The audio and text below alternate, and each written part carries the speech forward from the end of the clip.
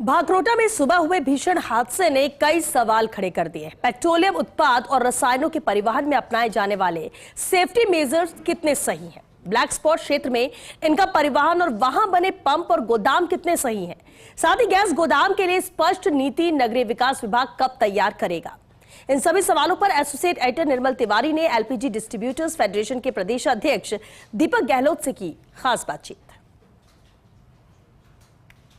Chemicals का परिवहन कई बार कितना खौफनाक हो सकता है, कितना दर्दनाक हो सकता है, उसका नतीजा आज हमने देखा भागरोटा में, जब सुबह एक बहुत बड़ा हादसा हुआ जिसमें कई लोगों की जान गई, कई लोग झुलस गए, करोड़ों अरबों रुपए की संपत्ति का नुकसान हुआ।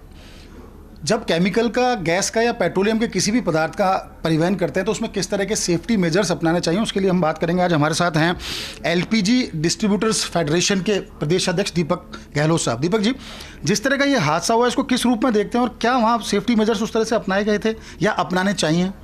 जहाँ तक इस हादसे का सवाल है, ये हादसा बेसिकली जो रोड ट्रांसपोर्ट है, जो वहाँ पे व्यवस्था है आज की तारीख में उस पॉइंट पे जहाँ पे यह हादसा हुआ है, उसके कारण से हुआ ज़्यादा प्रतीत होता है।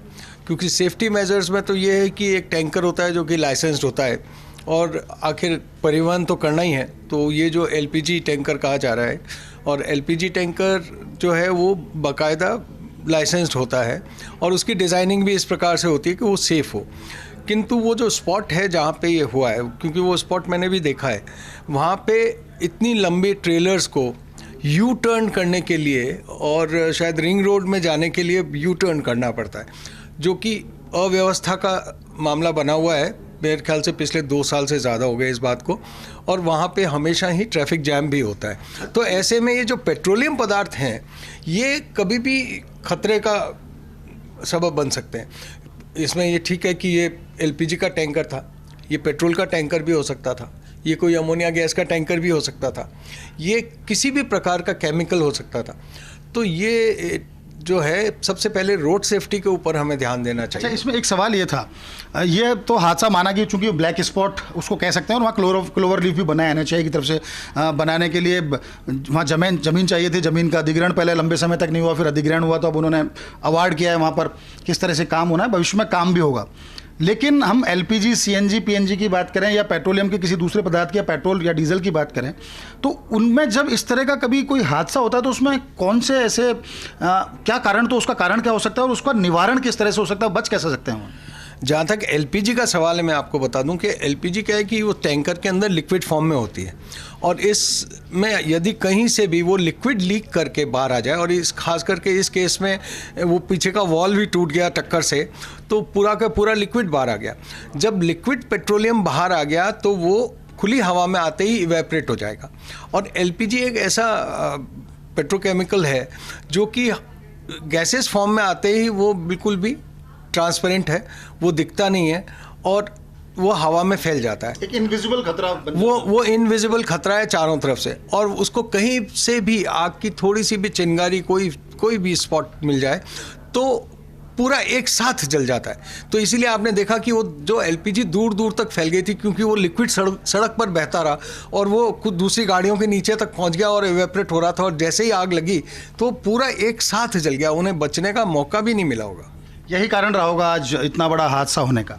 जी हाँ, बिल्कुल। क्योंकि इसकी जगह अगर पेट्रोल भी होता है तो पेट्रोल जहाँ तक लीक हो रहा होता है वो दिख रहा होता है, और वो जहाँ पेट्रोल दिख रहा होता है या डीजल जो होता है वो दिख रहा होता है, तो वो वहाँ जल रहा होता है। कोई केमिकल भी होता है तो केमिकल वहाँ जल रहा होता है।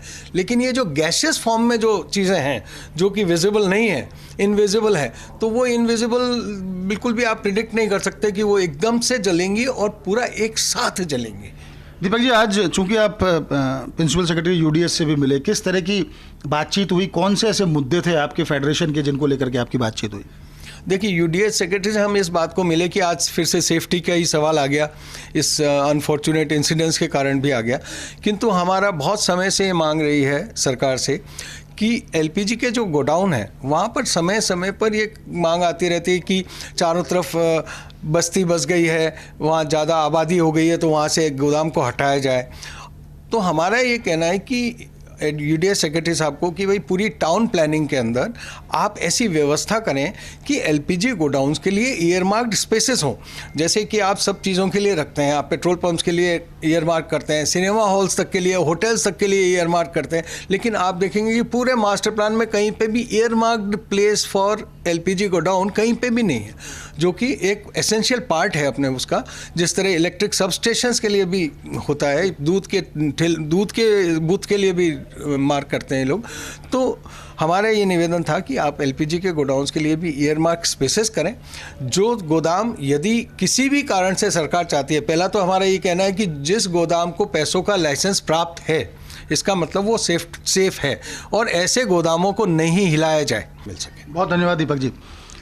देखिए, खास बात यह है कि आज जिस तरह का हादसा हुआ उसमें निश्चित तौर पर सेफ्टी मेजर्स अपनाने चाहिए थे। जब कोई ज्वलनशील पदार्थ, खासकर हम गैस की बात करते हैं या petroleum products, bio petroleum products की हम बात करते हैं, तो निश्चित तौर पर बहुत ज्वलनशील होते हैं। तो जब जिस सड़क से, जिस हाईवे से उनको जाना है, तो निश्चित तौर पर वहाँ कम से कम ब्लैक स्पॉट्स जो है वो तो वहाँ उनके आसपास नहीं होने चाहिए। रही बात दूसरा, बहुत अच्छी एक आज वार्ता भी हुई यूडीएस सेक्रेटरी के साथ पूरे फेडरेशन के तमाम प्रतिनिधियों की, दीपक जी की, उसमें भी यही कहा गया कि जो गैस वितरकों के जो तमाम जो गोदाम हैं उनके लिए एक स्पेसिफिक नीति आनी चाहिए, ताकि स्थिति स्पष्ट हो सके कि वो क्या एक कमर्शियल बैकग्राउंड से हैं या वेयर हाउसिंग के अंदर उनको रखना चाहिए। क्योंकि बहुत सारी ऐसी विषमताएं इनके सामने देखने को मिलती हैं, जिस कई बार गोदाम बना दिए जाते हैं, फिर बस्तियां बस जाती हैं, तो बहुत सारी समस्याएं सामने आती हैं।